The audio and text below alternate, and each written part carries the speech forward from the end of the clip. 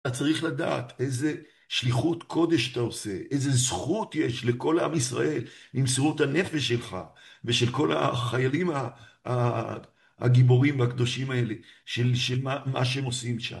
וצריך לדעת שזה יותר פועל לזכות עם ישראל מכל התקיעות שבעולם.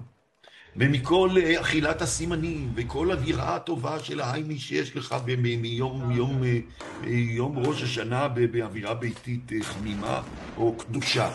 דע לך שכשאתה לוחם באבק ופיח, ואני לא יודע, זרוקים איפה שאתם זרוקים, זה פועל ישועות ופועל קדושות ומביא ברכה ומציל את עם ישראל ברוחניות.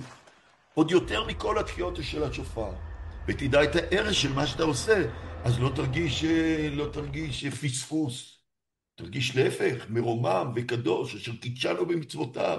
אתה עושה פה במצווה הכי גדולה שיכולה להיות. פיקוח נפש של כלל ישראל, כיבוש ארץ ישראל, גאולת עם ישראל. מה? כל המצוות הפרטיות האלה של כל תפילות ראש השנה, זה מה אני אגיד לך? זה כלום. לעומת המצוות האלה. אז אתה צריך להכיר את הערך של מה שאתה עושה.